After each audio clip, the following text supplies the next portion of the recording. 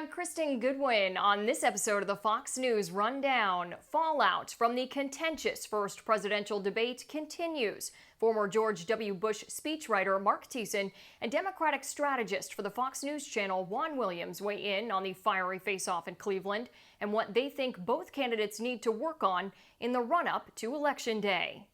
Saturday will mark 25 years since O.J. Simpson was acquitted of 2 counts of murder in the killings of his ex-wife Nicole Brown Simpson and her friend Ron Goldman.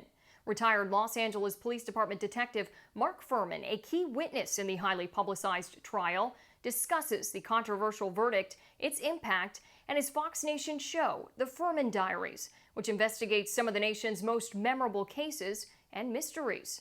Plus commentary by Fox Nation host Tammy Bruce. The Fox News Rundown is a daily news podcast where we take a deeper look at the stories important to you. You can subscribe on your favorite podcast player by going to foxnewspodcast.com. I'm Maria Bartiromo. I'm Greg Gutfeld. I'm Liz Clayman, and this is the Fox News Rundown. Friday, October 2nd, 2020. I'm Lisa Brady. President Trump says he easily won the first debate. But was there any winner in that chaotic contest? The president needs to mute himself a little bit more going forward and, stop interrupting Biden. Let him dig a hole for himself. I'm Chris Foster.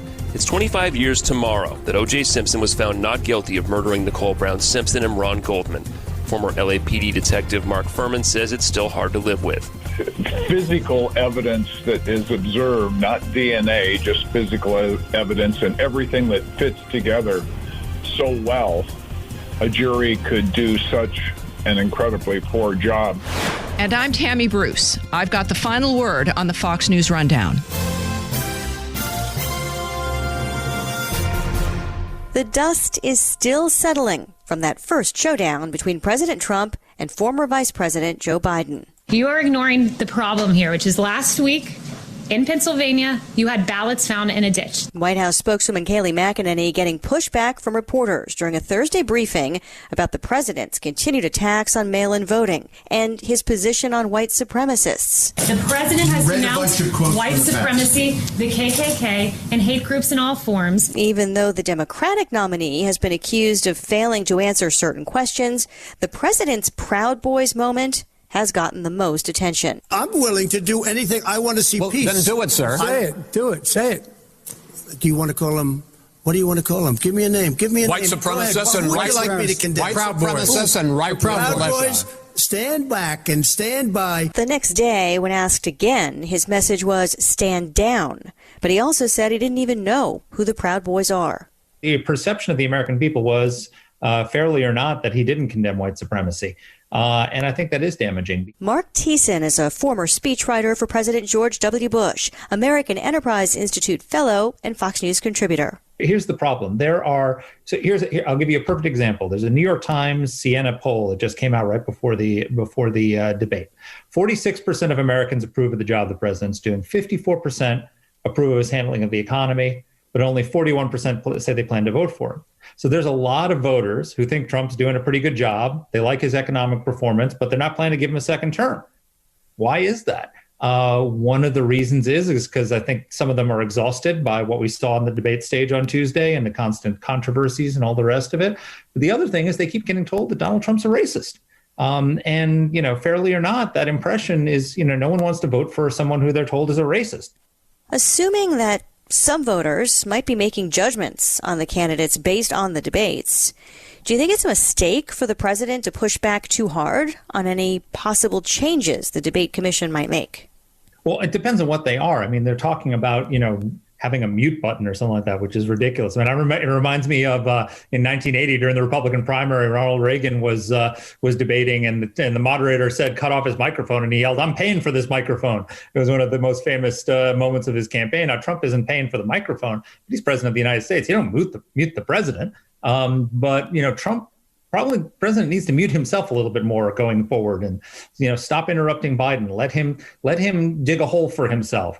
Let him not answer questions like, are you going to pack the Supreme Court? Are you going to add 2 states and add 4 Democratic senators to pack the Senate? Are you going to expand the House of Representatives and pack the Electoral College?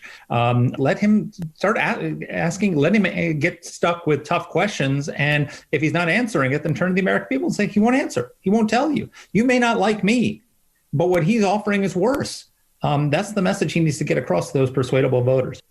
The turnout for early voting has been really big in some areas, and areas where it's considered to maybe be a Democrat advantage. Should Republicans be worried about that?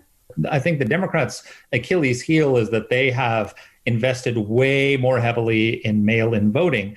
And look, I don't agree with the president. There's widespread fraud in mail-in voting, but even if there's not fraud, mail-in votes have a very high failure rate. There was an MIT study of the 2008 election, where mail-in voting was much less prevalent than it's going to be now, and there was a failure rate of almost 21%. Where people the ballots are discounted not because of fraud, because the person filled it out incorrectly, they didn't get the affidavit signed, their signature didn't match, they didn't postmark it in time. There's all sorts of reasons where people make mistakes. If you walk into a voting center and you're having trouble filling out your ballot, you can ask somebody, how do I fill this out? What do I do? And they can fix it for you. But if you do it in mail and you send it in wrong, it doesn't get counted. And so Democrats are exponentially more likely to vote by mail, which means their votes are exponentially more likely to not get counted.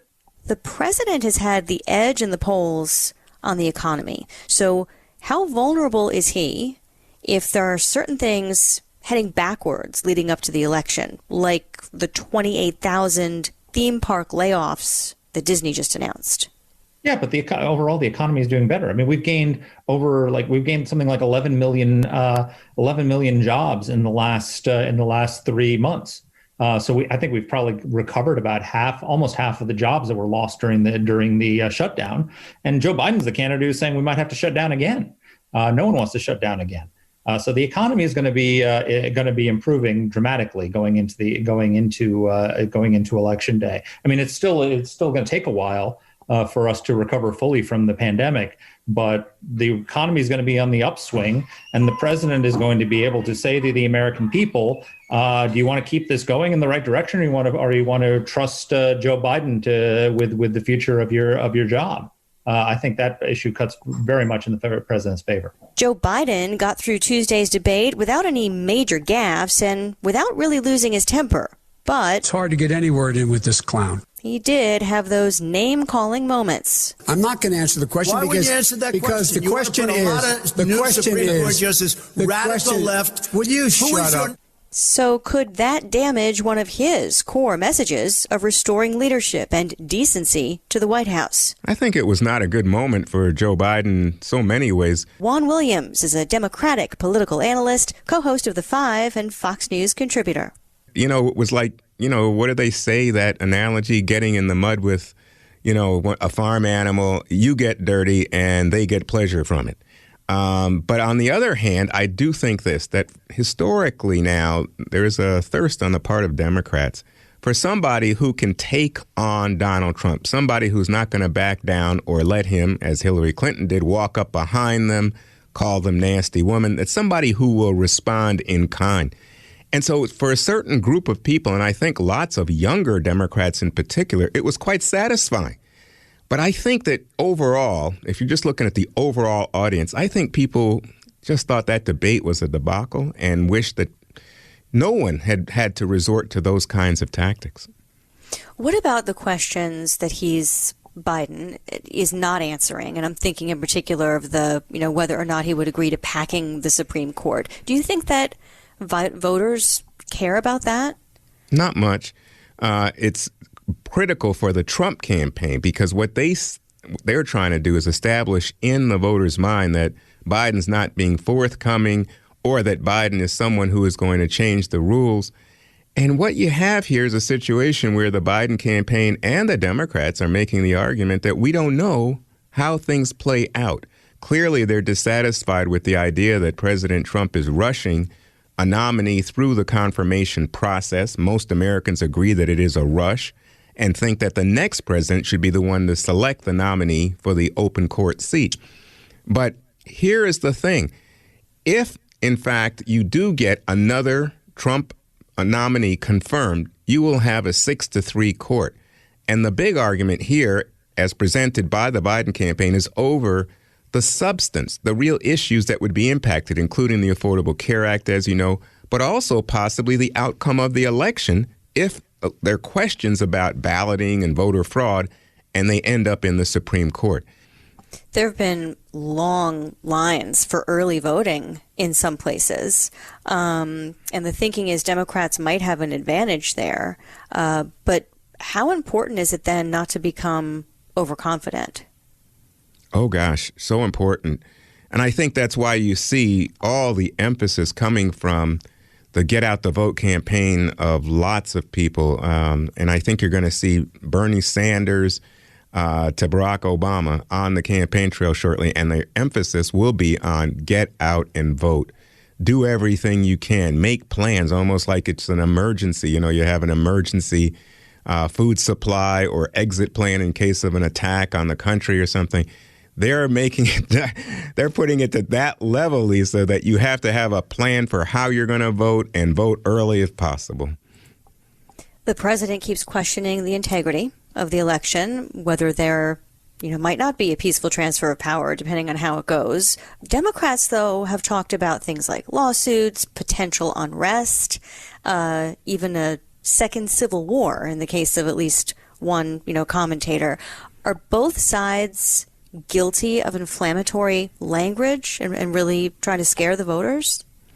I think that's part of American politics in every campaign. I mean, obviously, I wasn't around for the early 1800s, but, going back and reading about it, and you can see that both sides not only would engage in inflammatory language, but they would engage in personal attacks, defamation. They'd use the press to their advantage. So it's all part of the democratic process. I mean, the big difference, of course, in modern times is social media and the intensity of it, and even people like bots and Russian interference and propaganda, misleading people, videos that are manipulated. That's the big change in our era.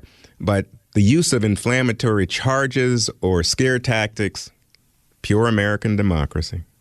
I know there's been a little bit of a shift, or maybe they were planning to do it at the end all along, but it seems like a little shift in the Biden campaign strategy of late, where he is getting out and, leaving Delaware, leaving his home and going out and doing more events, still kind of low-key events. But I also saw that some campaign operatives are now starting to do voter canvassing again after stepping away from that, not wanting to go up to people's doors during the pandemic.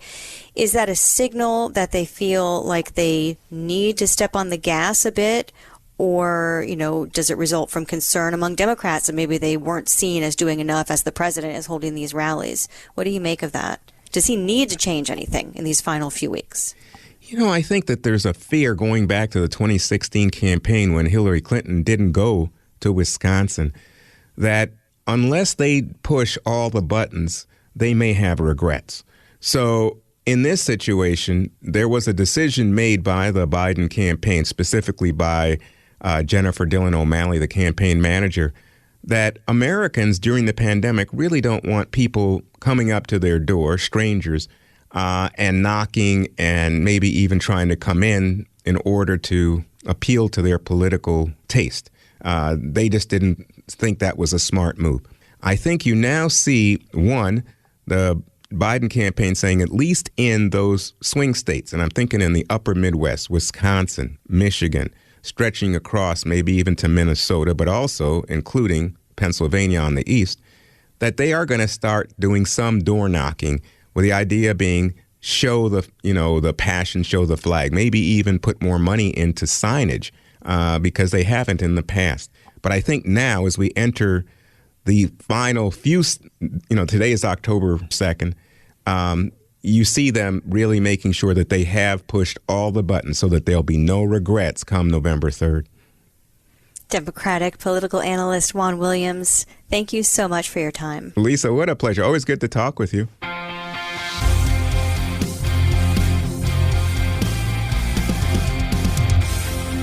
This is Tammy Bruce with your Fox News commentary coming up.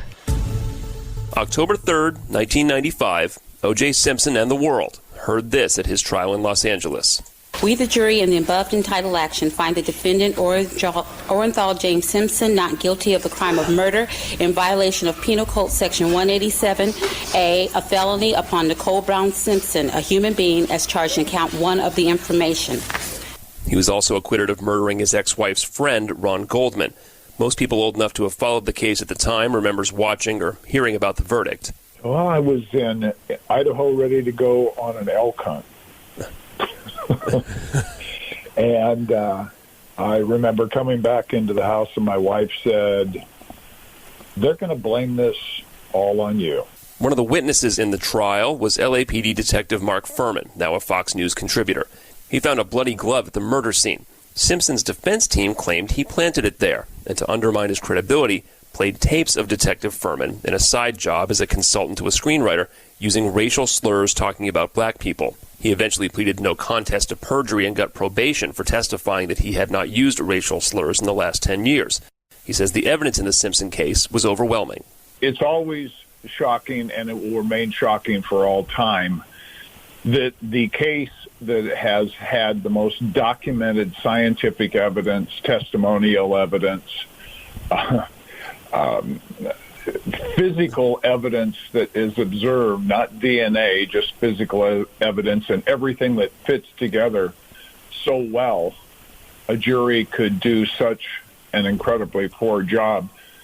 And then maybe this is maybe self-serving, but to use race where race wasn't an issue is always fascinating to me, because then you know that there is guilt everywhere in the case. And so I watch now where we're doing that same thing, where because somebody's race is a certain race, they become right regardless of the evidence. And most of the time, they're actually the people that actually stimulate the contact by law enforcement, whether it be a homicide or a shooting or a riot or anything else. So, I don't think you ever get over it. Well, regardless of the color of Orenthal James Simpson's skin, he certainly ran in, for the most part, wealthy white circles before all this happened. He was plenty friends with cops, from what I understand. Yeah, he had a couple friends that were cops, and I knew one of them, and he was somebody I had worked with, and he wasn't. Nobody looked at him in that way. In retrospect, you hear of everybody, and it's like it was just OJ.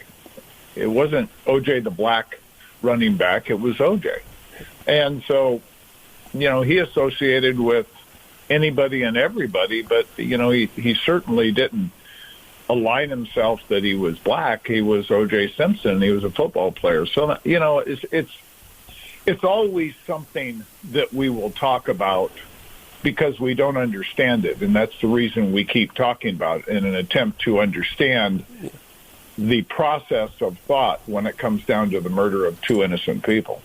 Nicole was beaten up a lot over the years by O.J., and we didn't talk about domestic violence as much then. It seemed that it was, it certainly wasn't legal, but it's something that happened between husband and wives. I wonder how that would play out differently now at a trial. Well, it would have played out differently then at trial had Marcia Clark pursued this in the stark evidence that was presented. This wasn't a domestic violence situation. This was someone that was spying on an ex-wife and got caught and got involved in an altercation with her, and then Ron Goldman walked up that walkway and Simpson attacked him. Once he did that and killed him, he had to kill Nicole. So this was, not a first-degree murder. This was, on Ron Goldman's part, this was a rage-based murder, and then once he killed Ron, the first-degree murder was going back to the unconscious Nicole and killing her, which now became a premeditated murder. But he didn't go there to kill two people. This wasn't a domestic situation. This was his ego about possessing things, and he believed he possessed Nicole, I'm sure. He spied on her a lot. That was one of the things. And this time he got caught. And when he got caught, things started tumbling over themselves, and one thing led to another, and we ended up with a double homicide. This was not as clear-cut as Marcia Clark wanted it to be, but she wanted it to be domestic violence because she had been a victim of domestic violence. At least that's what I have been told. How do you feel now, or do you just try to avoid it? I mean, Simpson did his time in prison for the other stuff in Las Vegas for the robbery, and now he's out on Twitter playing golf, being kind of flip about everything. I mean, do you suppose that that's his right? I mean, I guess it's. I mean, he served his time. Yeah, legally has the right, but morally, it would be nice if he just shut up. He beat the system once, and he was so arrogant, the system caught him for a lesser crime, but still, they put him in prison that time. And still he's running his mouth instead of just realizing just how incredibly lucky he is in the long run. This shows you the kind of personality he has. It's all about OJ. And he's such a narcissist that, you know, he has to have some level of recognition and limelight.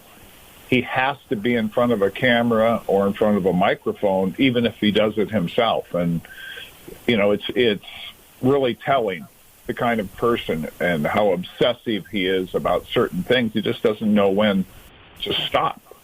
And these are the kind of people that end up killing their exes or their current wives or girlfriends. And time again, we see this, and yet people really don't see the forest for the trees with these people. They are who they are, and they're never going to change. Mark Fuhrman hosts a series streaming on Fox Nation, the Furman Diaries, where he looks into the evidence in famous criminal cases. Season 5's out now, with cases including the serial killer Samuel Little, the shoe bomber Richard Reed, the Atlanta child murders, and the actress Natalie Wood's death. If you had no power and no money, would they just explain away a broken wine bottle on the floor when somebody died of an accidental drowning? Would they allow an attorney to get between you and interviewing a person that might know something about a death? No. Episode 1 is about the West Memphis Three. It is so terribly an injustice to these three young men. There is absolutely zero evidence that connects them to the homicide of 3 8-year-old boys who were hogtied and thrown in a drainage creek in West Memphis, in 1993. So when I look at this, I keep looking for the evidence that a detective could assume or go down a path that at that time might have led him to believe, but there is nothing. And this part of the Bible Belt, when the detective said, this is a crime of a satanic cult, then that became written in stone. And now these three kids, 2 of which liked heavy metal music and dressed in black and didn't have the same haircuts as everybody else, obviously were the suspects. And that's how they were identified. And then from there, it went to the confession of one of them that was a borderline retarded young man with an IQ of 72. And, not like you said, not to give it all away, but there's a 12-hour interrogation of which the detectives fed this young man everything that they could to have him give them a recorded 45-minute conversation that implicated the 2 other boys in the homicide, yet none of those statements fit the evidence at the scene, so the detective simply ignored the evidence at the scene, and it goes on and on. I was in complete shock that in 1993 we could actually do this. It makes the O.J. Simpson case look like a breath of fresh air. Do we know who killed those kids?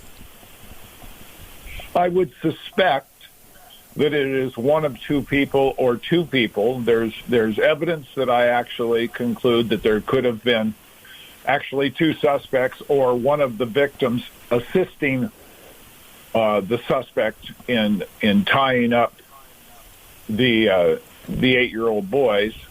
But there is DNA in one of the knots of one of the ligatures on one of the victims that belongs to the father of one of the victims.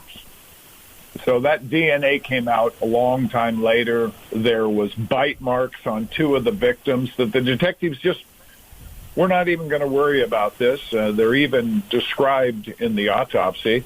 We're not going to worry about this. We're not going to get bite impressions of the possible suspects. We're not they had their going guys. to eliminate or include them. But the fathers, both the fathers, one had a partial denture, one had all of his natural teeth, one father had all of his teeth pulled out in 1997, and the other father, the partial denture that he has goes missing. So you kind of wonder why the detectives aren't pursuing some of these obvious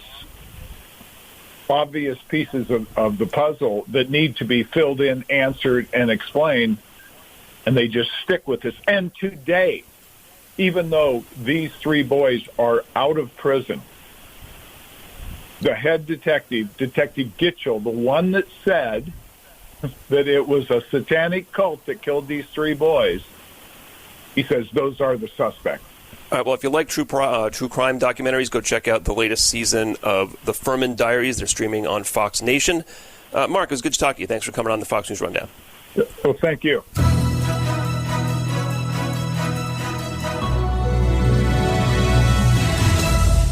From the Fox News Podcasts Network. In these ever-changing times, you can rely on Fox News for hourly updates for the very latest news and information on your time. Listen and download now at foxnewspodcast.com or wherever you get your favorite podcasts.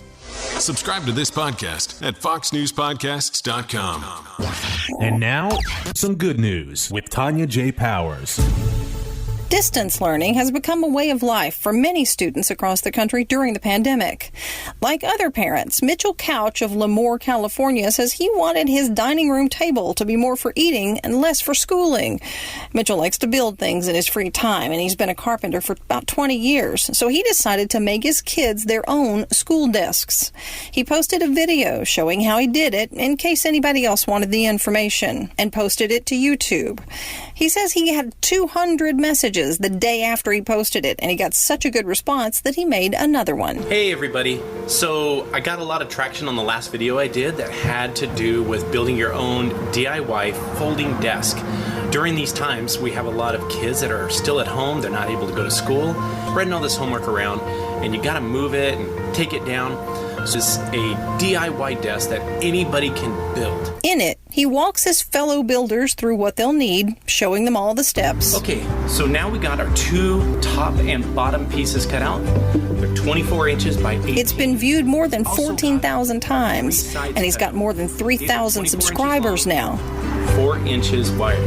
He's also gotten a big following on TikTok and Instagram. Okay, this is it. Built it. It is so sturdy. I built this for $20. Basically, you can build 4 desks out of one full sheet of 4-foot by 8-foot piece of plywood. What I'd like to do is just get this spread around, let everybody know about it. Mitchell's been working to build desks for others in his community, with his whole family joining in to help. Your kid or kids are going to love it. It's their own little personal workspace. You can stain it, paint it, decorate it, put stickers on it. Distant learning is difficult at this time. I understand it's got its challenges. I promise you, all the teachers are doing everything they can to help your student out. So this will get the kids off the kitchen table. You can put this in their room, maybe give them some quiet time. Make it wider if you want, that's up to you. Again, I made this for less than $20, so good luck. You can find Mitchell on YouTube at ML Couch. Tanya J. Powers, Fox News.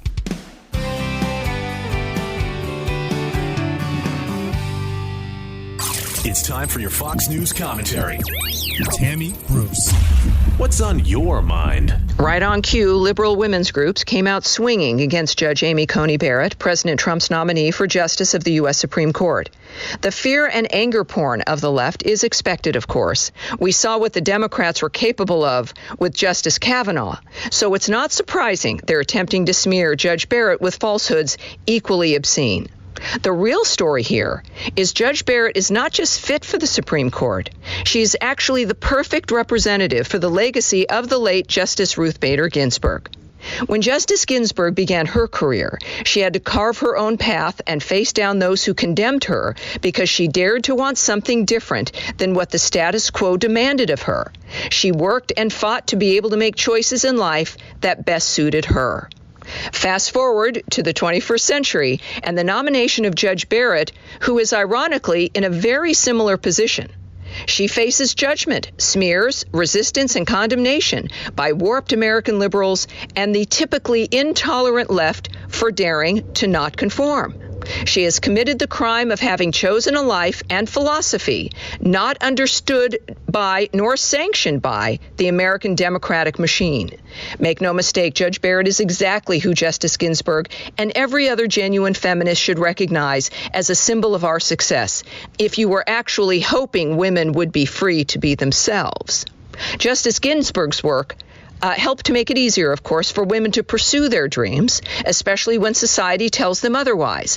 Yet Judge Barrett is facing judgment from the liberal chattering class for being a working mother, with questions from the left about her ability to be a professional woman and still be able to properly care for her children. Perhaps they should just be yelling at her to stay in the kitchen. Legacy media brings up her Catholicism as though it is a dangerous thing, as is her relationship with God and its influence on her life. In addition to trying to indict Judge Barrett because of her faith, her family, one influencer calls into question her intentions by adopting 2 children from Haiti, declaring it a version of, get this, white colonialism. That, of course, is obscene and an affront to everyone who is adopted, seeing and loving children for who, not what, they are. Justice Ginsburg would recognize this grotesque attempt to destroy a woman because she dares to be her own person. All of us have watched the growing intolerance among the left now manifesting as religious bigotry and misogyny. Ultimately, Judge Barrett is the most obvious person to ascend to the Supreme Court in the wake of Justice Ginsburg.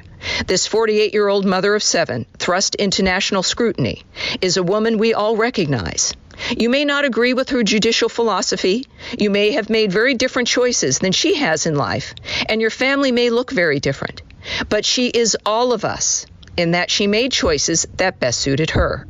She now faces an American machine determined to destroy her bizarrely in the name of defending Ruth Bader Ginsburg and women everywhere. The real reminder in all of this is that we're all Amy Coney Barrett. We all want to live lives that best suit us. We all want to have a chance to pursue our dreams. We would all love to reach the pinnacle of our professions, but we at least want to be able to try without fear of destruction. This is Tammy Bruce. You've been listening to the Fox News Rundown. Stay up to date by subscribing to this podcast at foxnewspodcasts.com. And for up-to-the-minute news, go to foxnews.com. It's the Perino and Steyerwalt I'll Tell You What podcast. Dana Perino of The Five and Fox News political editor Chris Steyerwalt dissect the ins and outs of national politics. Subscribe and listen now by going to foxnewspodcasts.com. Love Fox News? Click the subscribe button to get more of the news and opinion you trust. And click the Fox News Rundown playlist for the latest episodes.